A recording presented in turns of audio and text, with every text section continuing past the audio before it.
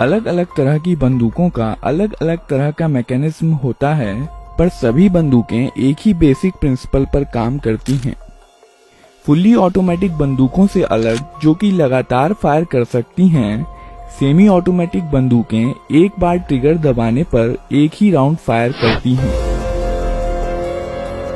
यह एक 9mm semi automatic पिस्तौल है। इस वीडियो में हम देखेंगे कि सेमी ऑटोमेटिक हैंडगन्स और पिस्तौलें कैसे काम करती हैं। यह एक कारतूस या कार्ट्रिज है। इसे मैगजीन में लोड किया जाता है, जिसमें स्प्रिंग और फॉलोअर इस पर दबाव बनाए रखते हैं।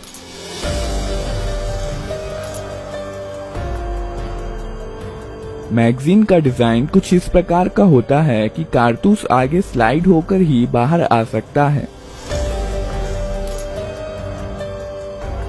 इस मैगजीन को बंदूक में रखा जाता है।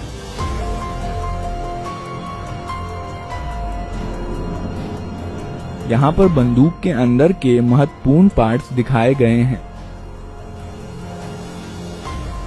बंदूक को पहली बार फायर करने के लिए रिकॉइल स्प्रिंग के अगेंस्ट स्लाइडर को हाथ से पीछे खींचा जाता है। इसके कारण कई चीजें एक साथ होती हैं, जिन्हें हम एक एक करके देखेंगे। स्लाइडर के मूवमेंट के कारण हैमर पीछे आता है।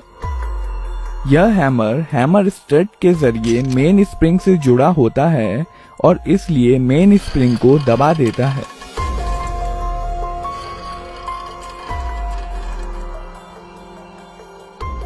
यह सीयर है। यह हैमर के मूवमेंट को कंट्रोल करता है। जब स्लाइडर पीछे जाता है, तब सीयर लीफ स्प्रिंग के दबाव में हैमर के साथ एंगेज हो जाता है और हैमर को वापस जाने से रोकता है। जब स्लाइडर को छोड़ दिया जाता है, तब रिकॉइल स्प्रिंग के कारण स्लाइडर अपनी पहले वाली स्थिति में चला जाता है, जबकि हैमर सीयर के कारण अपनी स्थिति में बना रहता है।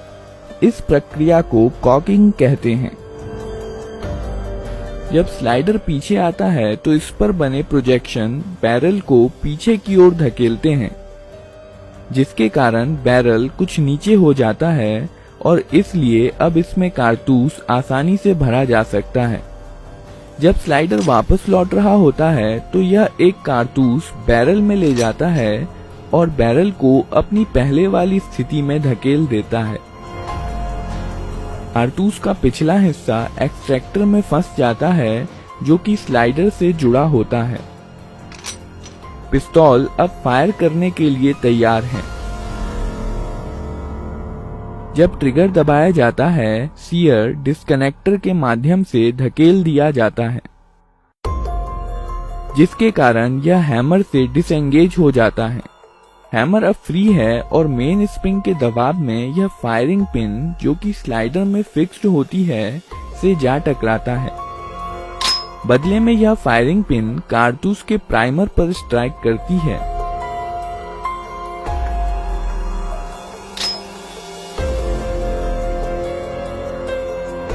प्राइमर में इम्पैक्ट सेंसिटिव एक्सप्लोजिव होता है, जो फायरिंग पिन के टकराने की वजह से जल जाता है।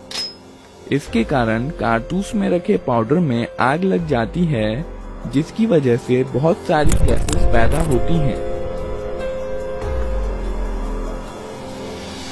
और इस प्रकार बुलेट के पीछे की जगह बेहद हाई प्रेशर गैसों से भर जाती है। इसलिए बुलेट पर पीछे से बल लगता है, जिसके कारण बुलेट बहुत तेज गति के साथ बैरल से बाहर निकलती है। बुलेट के बाहर आ जाने पर यह गैसेस एटमॉस्फेयर में चली जाती हैं और अब यह बुलेट पर कोई बल नहीं लगाती हैं और बुलेट अपने मोमेंटम के कारण आगे बढ़ती जाती हैं।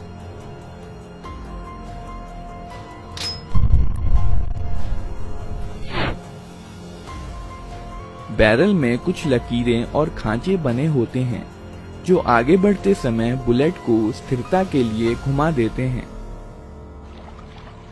यह गैसें बंदूक पर भी समान और विपरीत बल लगाती हैं, पर चूंकि बंदूक काफी भारी होती है, इसलिए इसका एक्सेलरेशन बुलेट के मुकाबले काफी कम होता है और इसलिए यह पीछे की तरफ ज्यादा गति प्राप्त नहीं कर पाती। विस्फोट की कुछ एनर्जी स्लाइडर को पीछे धकेलने में इस्तेमाल हो जाती है। केस या खोखा स्लाइडर के साथ पीछे आता है और इजेक्टर की मदद से बाहर निकाल दिया जाता है।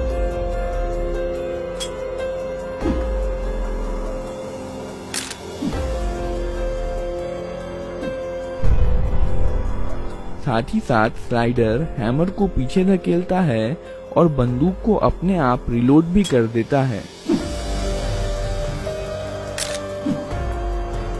और अब बंदूक अगला राउंड फायर करने के लिए तैयार है।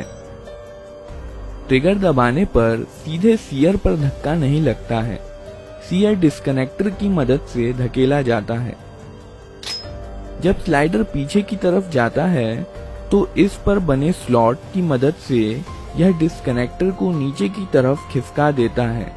अब ट्रिगर और सीयर अलग हो गए हैं और इसलिए ट्रिगर दबे होने पर भी सीयर हैमर के साथ एंगेज हो सकता है। जब ट्रिगर छोड़ दिया जाता है तब डिस्कनेक्टर लीफ स्प्रिंग के दबाव के कारण स्लाइडर के स्लॉट में चला जाता है और अब बंदूक फिर से फायर की जा सकती है। ग्रिप सेफ्टी बंदूक को अपने आप फायर करने से रोकती है। जब बंदूक को हाथ से पकड़ लिया जाता है तभी ट्रिगर डिस्कनेक्टर के जरिए सीयर को मूव कर सकता है।